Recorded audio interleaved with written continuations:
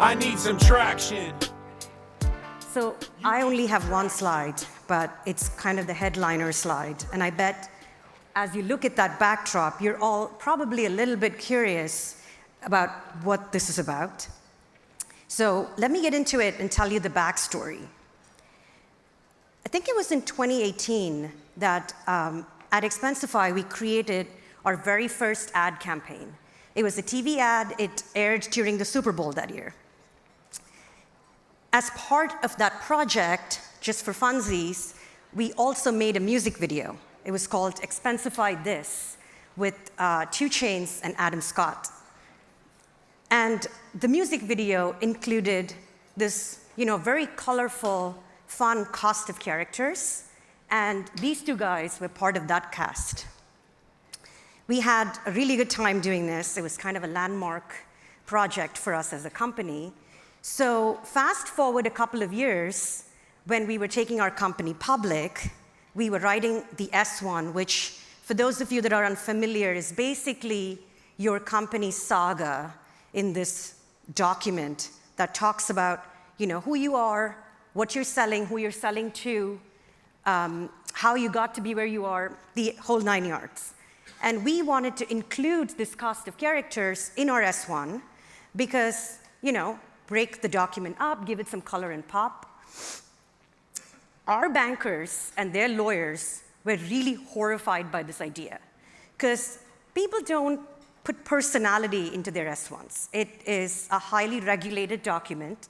The SEC reads this document from cover to cover, which, of course, sounds kind of scary, so that makes sense. But their stated concern, though, was that this guy was sitting on a rocket. And if we've put him in the S1, it's like we are telling the market that our shares will take off like a rocket when it launches, which was, of course, not the intention. And we totally understood that doing that would be a huge no-no. We thought that this was a really conservative point of view. We didn't share the concern at all. So we asked our lawyers to negotiate with our bankers to try and get us what we want. To truly appreciate how hilarious this situation was, I have to tell you a little bit about our lawyer. He is a cool guy, but he's kind of a big deal. He's probably the foremost SEC IPO public company law expert in the country. He's a very serious guy. I think he basically invented the dual listing or something like that. Like, he's a big deal. But this big deal, serious guy, now is spending hours negotiating with our bankers to get this dude on the rocket into the S1. So sometimes with an IPO, you can't make shit up. It gets very ironically comical. So on this phone call, which was probably the nth call on this subject, he has this moment of pure frustration and says, yes, I understand this guy's on a rocket, but clearly that rocket is going nowhere. And apparently this was the clincher. Our bankers totally backed off. We got the dude on the rocket into the S1. And perhaps this is no surprise to any of you. The SEC did not give a shit. Basically, they have much bigger fish to fry, of course. So I tell you this story, and I put this up here because there is a moral to the story as much as it's a funny story. 1, don't take no for an answer without a fight. 2, use every argument you can think of, because who knows which one works, right? But here's the most important one of them all. No matter what you do or don't do, definitely build a rocket that goes somewhere. Good morning again. I'm very excited to be here with you, and there was crazy energy out there, everybody trying to register as fast as you can to get in here. And Lloyd and his colleague very kindly introduced me as the Chief Operating Officer of Expensify, which is today. But what I'd really love to do is take you guys back with me, perhaps 25 years, and introduce you to the 15-year-old version of me. I come from a very middle-class family in India. And, my parents drilled it into me very early on that if I wanted the finer things in life, then I would have to work doubly hard for them because I didn't have quite the same financial opportunities available to me as a lot of my peers. I definitely wanted the finer things in life. And I took this advice very much to heart, very early on. So I worked super hard, and as a kid, I used to study all the time. If there was ever a scholarship to win, I would win it. If there was ever a sought-after job and they went to campus interviews, then I would get the job. All because I just made sure I was that much more prepared than everybody else. Largely, other than a few setbacks here and there, I think my efforts were successful. And I think on paper, most people would have called me successful, but I never really had this lasting sense of accomplishment from any of it. In retrospect, I think I was chasing this feeling of motivation. I wanted to feel joy, excitement, inspiration in what I did, but I couldn't quite get there. I think it was Albert Einstein who said, the definition of insanity is doing the same thing over and over again and expecting a different result. And I always thought that was very on the nose. So a few years ago, I decided that if I ever had a shot at kicking myself out of this rut of averageness that I experienced, then I would have to do something different. But I didn't know exactly what to do. That said, I had this idea. If all of my natural instincts, which have been programmed by social conditioning really, had gotten me to that point in time in my life, then perhaps I could very deliberately go against it and do the opposite and see where that got me. And yeah, if any of you, I don't know if I'm dating myself, but if any of you are Seinfeld fans out there, then probably recognize this as a classic Costanza move. So at the time, I was VP of Business Development at a successful company, and those titles really mattered to me. But I quit the job. I took this gig at Expensify. I took a pay cut, started at the bottom of the totem pole, no title, no team, but they were one of the few people willing to let me do whatever I want, give me free rein to do it however I wanted to do it, so long as it furthered business goals, which was very appealing to me. To say that over the next few years, my life changed is still an understatement. I learned so much.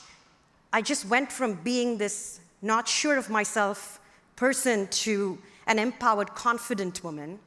And what I'd love to do is try and distill what I learned over the next 6, 7 years into 3 core principles and share them with you today. So let's get into it. The first one is trust no one but yourself. Have you noticed we all have this incredible human urge to take confident people at their word? So if someone said something to you with a great degree of certainty, you never really question it. You kind of assume they're correct, don't you?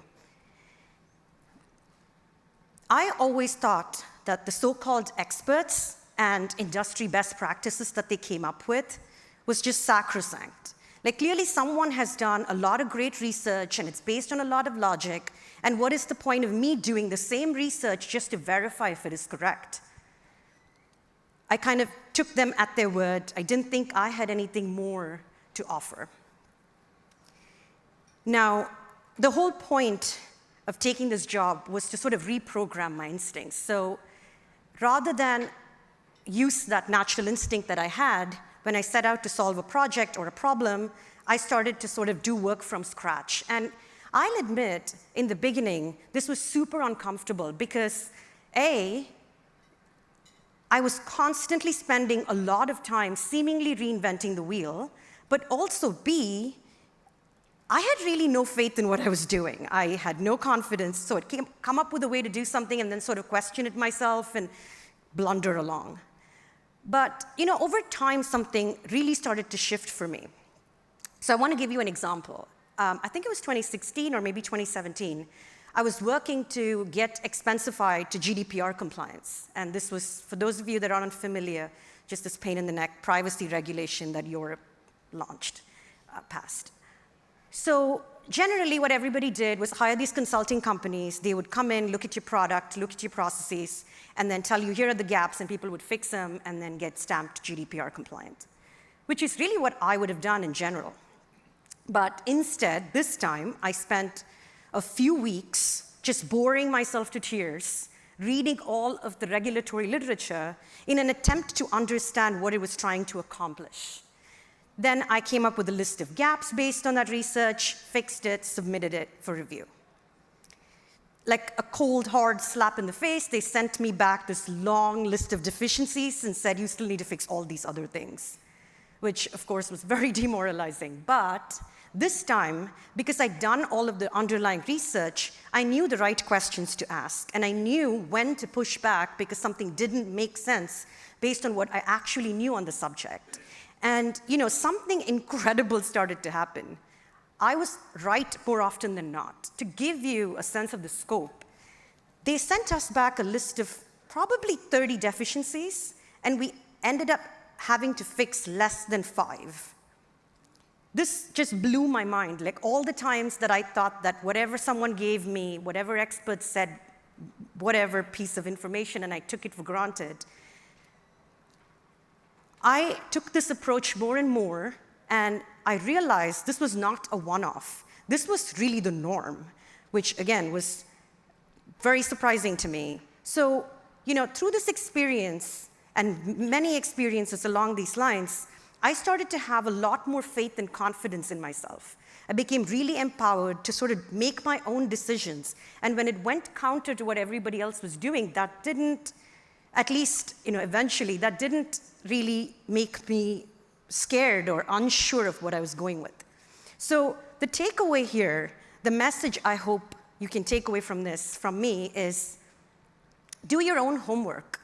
And if after you do your own homework, you decide you want to do X, and someone in some position of power or authority tells you to do Y instead, don't just take their word for it.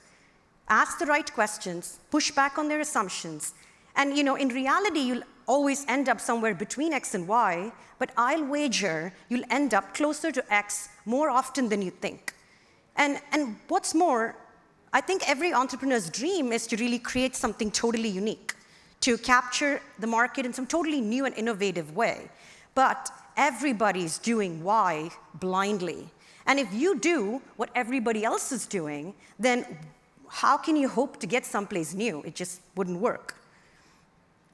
And yes, doing your own research, coming up with your own ways to do things probably is going to take you more time up front, but the output is going to be exponentially superior. Which brings us to the second principle. Take your time. I don't know how familiar you guys are with Expensify, but we are an expense management app for businesses. Companies pay for it, but we are very unique in that primarily we don't sell directly to companies. What we do is offer a free version of our product to employees. And it solves a real pain point for employees who nobody is really thinking of because everyone is selling to companies and their admins, and they are their focus. You don't have to. Your company does not need to use Expensify for you to use it as an employee. So because it solves the real pain point for that user, they end up talking to their friends, their family, their colleagues, anyone with a job, because odds are they have the same problem. Slowly, this momentum starts to build, and the company ends up adopting us because so many people within the company are already using the product, and it works. Now, imagine, though, this is all a very deliberate strategy, like very well thought out vision, but imagine at the start when we went to VCs, when we went to investors and said, we're going to sell a business app, but we're going to sell it through employees who are going to convince their companies. Mostly, we just got skeptical looks, and they would say something like this. That sounds cute, but you know what else you could do? You could just hire a bunch of salespeople, and you could buy a bunch of lists, and you can sell directly to the company. In other words, the thing that literally every other business SaaS enterprise company is doing, you could do that because that works. The one thing we have as a company going for us is we have total conviction and total commitment to our renegade ways. The more renegade, the more we believe in it. So we kind of kept our head down, kept doing what we thought was right. And little by little, that virality, that word of mouth that we were pitching started to show up in our results. Today, we have millions of users. We have tens of thousands of companies paying us monthly. We have hundreds of millions of dollars in revenue quarterly. But here's the kicker. I still talk to potential new investors all the time, and all the time I'll get the same skeptical response. And that blows my mind, because clearly the proof is in the pudding. We've already proven it out, and they want to talk to you because you're unique, but they always reject your unique idea. So where I'm going with this is, your idea needs your total conviction, and it needs your time. If you look to the market to validate your idea, more often than not, you're not going to get it. You're definitely not going to get it in any consistent way. And that fuel, that gas for your idea needs to come from you and your team. Which brings us to the third and probably the most important principle of all: team up carefully. This is a huge trend in Silicon Valley, like with tech startups at least. As soon as the company has a modicum of success, they'll immediately turn around and hire a whole bunch of people. And on the face of it, that seems like a really good thing. Like, you should hire more people. If you are scaling out your business and you have money, that sounds like a positive thing. But to me, it's actually a really scary thing. When you have a small team, every person in your team is collaborating nearly perfectly with everyone else. And as a result, everyone, or at least most of them, have a very good strategic 360 view of the business strategy. So they are very high functioning. And lastly, everyone is always constantly questioning the value of what they're doing, because who has time for low ROI busy work, right? But when you suddenly hire a ton of people, like say you hire 600 people, 1,000 people, like within months, all those people are not incentivized to ask the question, is my job truly worth doing? Because that's their job. And they're definitely not going to be collaborating with most of the other people in the company. They get very siloed, they become cogs in the wheel. At Expensify, we have 140 employees, and we've actually been at that size for a very long time, during which time, during those years, our revenue has grown, doubled, tripled even. And we do this on purpose. Every company has job recs out there that they need to hire for, and we do too sometimes.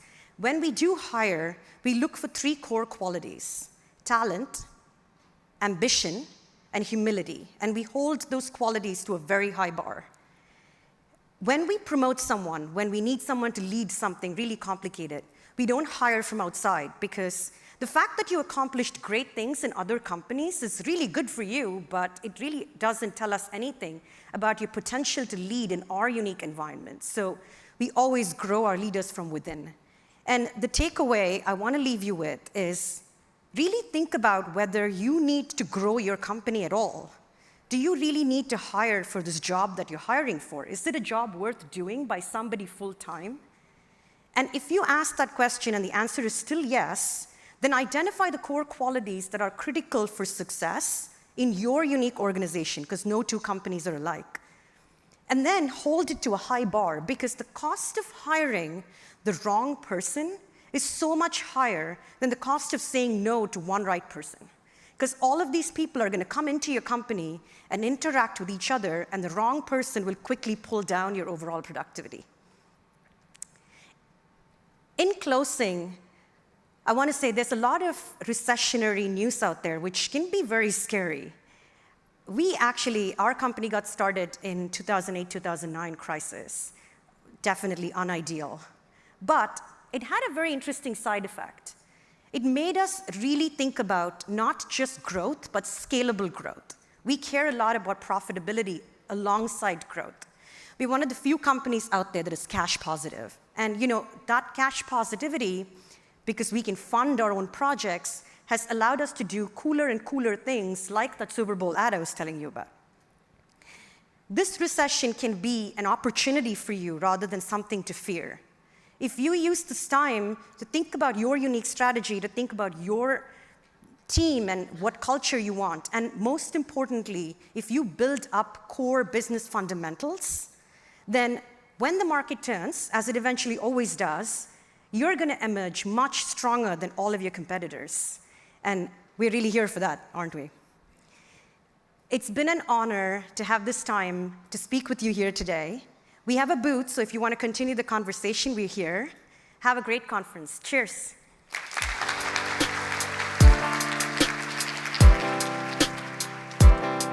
I need some traction.